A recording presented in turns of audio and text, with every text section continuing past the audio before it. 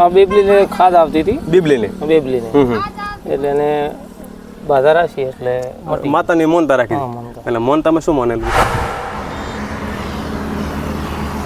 બાકી માતાને વસ્તી બહુ માને, ખૂબ વસ્તી આવે. ઓહો, વસ્તી કોઈ પાર નહીં. એટલે તો મિત્રો, તમે ચામડીના કોઈ પણ રોગથી જો પીડિત હોય તો આ ખોવાલી માતાના વિડીયોમાં છેલ્લે સુધી મિત્રો બન્યા રહેજો.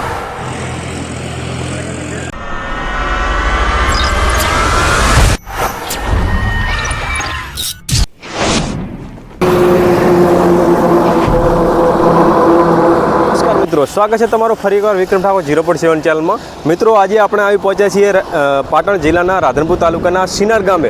અને મિત્રો, તમે જોઈ શકો છો કે અહીંયા જે સિનાર ગામ નજીક જ એમ કહેવાય કે ખોવાલી માતાનું મંદિર આવેલું છે. અને મિત્રો, જે મંદિરનો ઇતિહાસ છે કે જે ખોવાલી માતાના મંદિરે તમે એક મીઠાની થેલીની માનતા માનો એટલે તમારે ગમે તેવો ચામડીનો રોગ હોય તો મિત્રો અહીંયા મટી જાય છે. તો આપણે અહીંયા જે કોઈ ભક્તો આવે અને આપણે એમની પાસેથી થોડીક માહિતી લઈશું અને જે મંદિરના પૂજારી છે એમની જોડેથી જે મંદિર વિશેની થોડીક માહિતી લઈશું. એ પહેલાં આપણે તમને માતાજીના દર્શન કરાવી દઈએ. મિત્રો, માતાજીના દર્શન કરાવીએ એ પહેલાં મારી તમને ખાસ વિનંતી છે કે વિડીયો ગમે તો વિડીયોને લાઇક કરો, વધુ શેર કરો અને ચેનલ ઉપર નવા તો ચેનલને સબસ્ક્રાઈબ કરો. તો પહેલાં આપણે માતાજીના દર્શન કરાવી દઈએ. તમે જોઈ શકો છો કે મિત્રો, જે મંદિર આગળ જે મીઠાની થેલીનો કેટલો ઢગલો છે ને તમે વિડીયોમાં જોઈ શકો છો. લાખો એમ કહેવાય કે મીઠાની થેલીનો ઢગલો છે મિત્રો અહીંયા. અને મંદિર આપણને કંઈક આવી રીતે જોવા મળે છે, તમે જોઈ શકો છો. પહેલાં માતાજીના દર્શન કરાવો. તો તમે માતાજીના દર્શન કરી શકો છો ખોવાલી માતાના. અને ખોવાલી માતાના જો મિત્રો માનતા હોય તો જય ખોવાલીમાં કોમેન્ટમાં લખવાનું ના ભૂલતા. એ ખોવાલી માતાનું મંદિર છે અને અહીંયા આ ભાઈ માનતા કરવા માટે આવે. શું નામ તમારું? પહેલાદભાઈ. કયા ગામના? ધરવડી ગામના. એટલે શું તમારી તકલીફ હતી?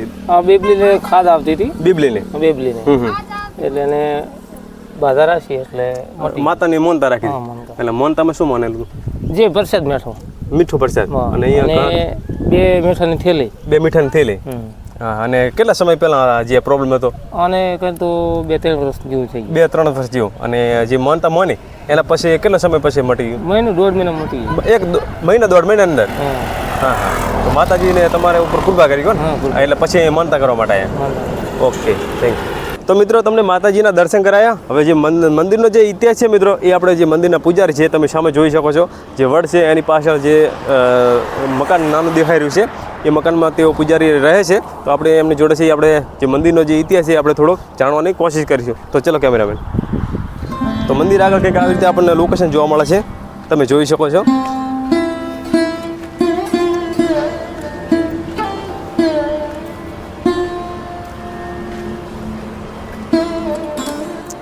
અહીંયા પણ એક નાનું મંદિર છે અને એક મંદિર અહીંયા છે. અને આપણને એવું જાણવા મળ્યું હતું કે જે આ મંદિર છે ને મિત્રો, એ મંદિર એમ કહેવાય કે જે રોડના કોન્ટ્રાક્ટર દ્વારા આ મંદિર બનાવવામાં આવ્યું હતું. અને ખોવાલીમાને જે મંદિર જે રસ્તામાં વચ્ચે મંદિર છે અને અહીંયા લાવવાની કોશિશ કરી હતી પણ માતાજી આવ્યા નહોતા. એવો મંદિરનો ઇતિહાસ છે, આપણે અમુક વિડીયોમાં આપણે જાણ્યું છે. તો આપણે વધુ જાણીશું મંદિરના પૂજારી બાપા જોડે. અહીંયા પૂજારી બાપા બેઠા છે. તો મંદિર જે પૂજારી બાપા છે આપણી સાથે થોડીક માહિતી મંદિર વિશેની આપશે. શું નામ પહેલાં તો તમારું? મારું નામ સીતારામ. સીતારામભાઈ. હા. સીતારામ સન્યાસી. સીતારામ. જે આપણે મંદિર જે ખોવાલી માતાનું મંદિર છે એના વિશે થોડીક માહિતી આપશો? માહિતી આપું કે જે આ સાંભળીનો રોગ કોઈને થયેલો હોય, કોઈને ધાધર હોય, કોઈને ખુજલી આવતી હોય, આ ઈ મોને છે એટલે મટી જાય એટલે અહીંયાને આ મેઠાની થેલી આવી અને ખોવાલી માએ દર્શન કરી જાય અને મેલી જાય. એનો મહત્વ આર્યો છે. હાઈવી માથે મંદિર છે, હાઈવી ઉપર મેઠાનો ઢગલો આગળ પડ્યો છે. માતાજીના દીવા સાંજ સવાર 2 ટાઈમ થાય છે.